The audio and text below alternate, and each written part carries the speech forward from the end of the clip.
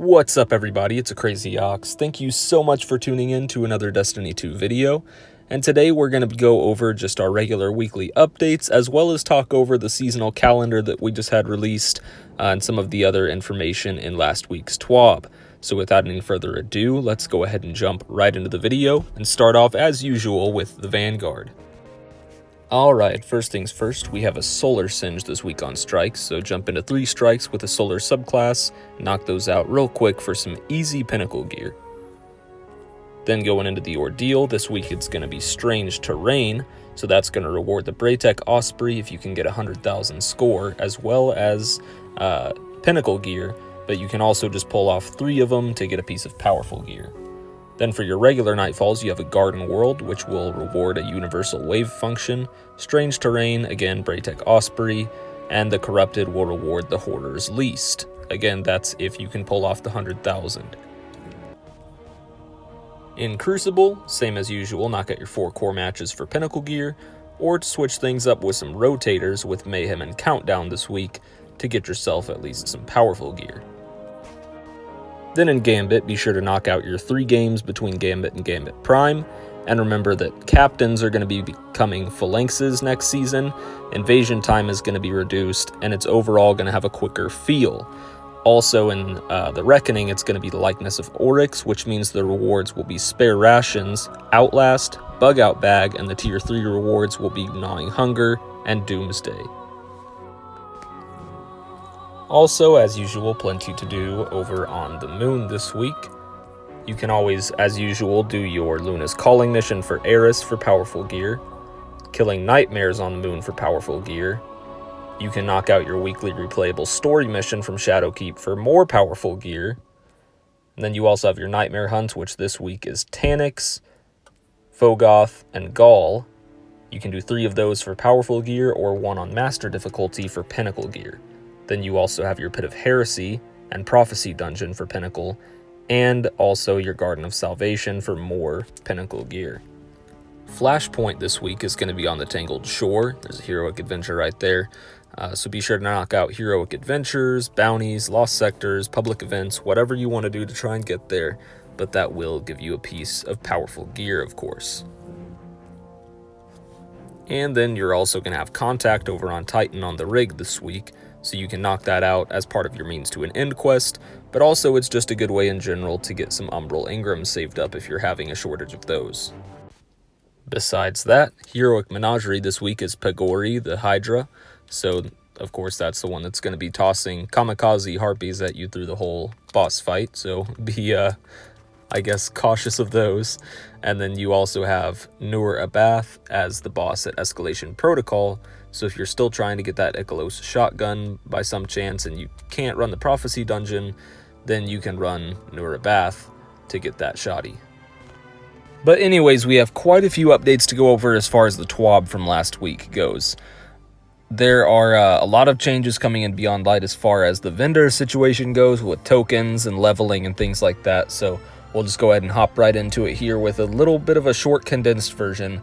But basically, weekly bounties are going to be seeing a little bit of a change coming, as well as Bright Dust. Bright Dust is going to be included in the season pass now. There's going to be a total of, I think, about 10,000 Bright Dust that can be achieved across both the free and paid branches. I believe you can still get like 7,500 from like just the free path of the season pass, and then another like 3,000 or so from the paid path from the top rewards.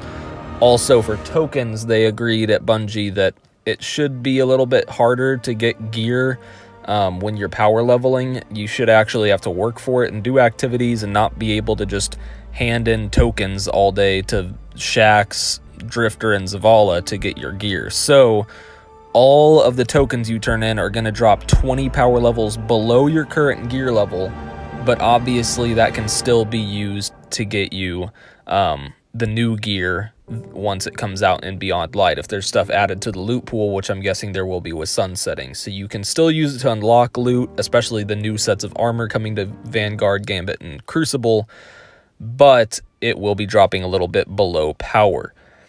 Also, as far as Bright Dust goes, it'll be 100 dropping with weekly bounties now instead of I believe it was just like 50 or something before.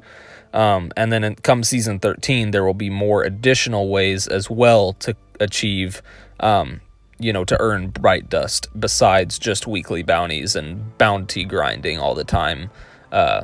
And besides the season pass, which is coming, they're adding Bright Dust to the season pass, like I said, this coming season. So there will be more avenues to earn that, I guess.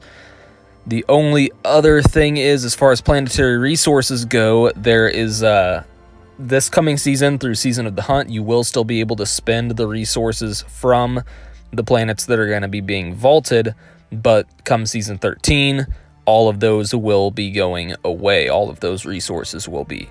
And then last but not least, with the Spider, the resources there are changing a little bit. Legendary shards will no longer be for purchase, but you can now buy enhancement prisms from the Spider for, I believe, like 500 legendary shards, and you can buy 3 of those per week from him. And then you can also buy enhancement cores. Instead of it increasing in price, it'll be, I believe you can buy 5 per week, but all 5 of those will be set at 30 legendary shards instead of increasing each time you buy a set. All right, now jumping into the event calendar, or the season calendar for Season of the Hunt, it looks like right off the bat we are going to be able to have access to the full storyline, as well as unlocking stasis abilities and the new exotic Salvation's Grip. But on top of that, we're going to get our artifact day 1 to be able to start leveling that up, get our power bonus and our seasonal perks. The Empire hunts begin, whatever that is, and then the Glassway strike opens. So we will have a new strike, I'm guessing, from the actual Beyond Light campaign, day 1. Also, we'll be able to uncover Europa's secrets. Whatever they've been saying is beneath the ice, we'll be able to kind of figure that out, it looks like, possibly. But then besides that, on the 13th, we're going to be getting the Adept weapons added to Trials. On the 17th, the seasonal mission begins as far as stopping Xivu Wrath, and her Wrathborn hunts will be beginning. I guess that's part of the Xivu Wrath questline if I had to start.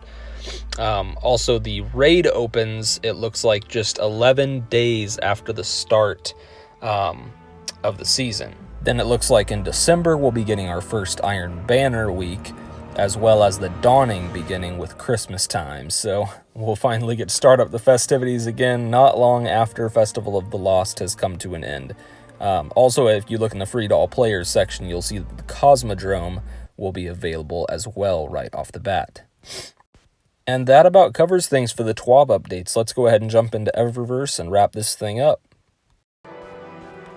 Alright, starting off in the first section of Eververse here, we're going to look at the weekly offerings, which are for silver. Remember, that's real money. So we have the Sabridge Salute, or Sabridge Salute.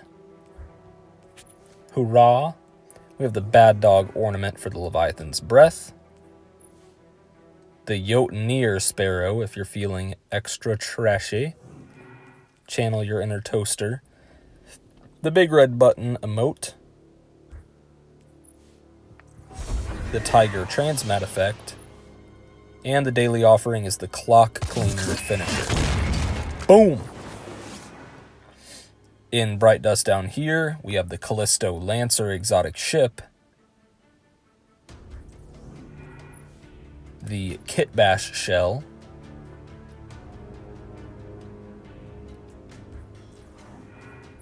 the Dido capsule entrance, and the Biolume shader, which we have seen before. And then looking into the lower Bright Dust section, we have the Another exotic emote.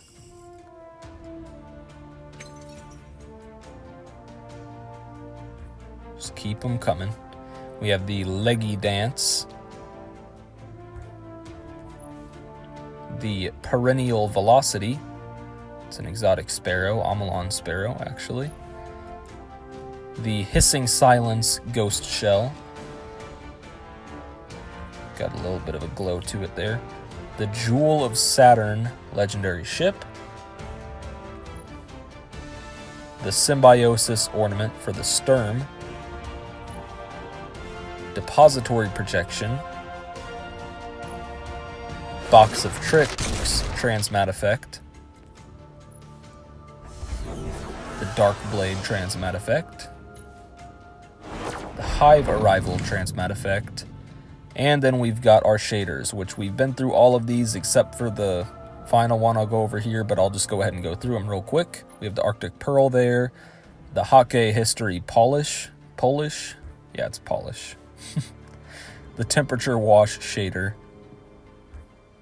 and the new one, at least I haven't seen it, I haven't shown it in a video before, the Circadian Chill. That's from a couple seasons ago, actually. So I'm going to go ahead and grab that here. Alright guys, and that about covers it. Thank you so much for watching.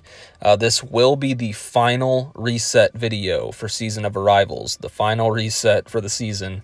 And Beyond Light is, of course, very close on our heels here. We're just about to go into it. We're less than a week away, and I couldn't be more excited. I can't wait to see what it has, what changes are coming with sunsetting and everything. But as usual, thank you so much for watching. Be sure to comment below if there's anything you'd like me to include in future videos, as well as any new types of videos you'd like me to include to my arsenal. Thank you guys very much. I appreciate the support more than I could say, and I hope you have a fantastic day.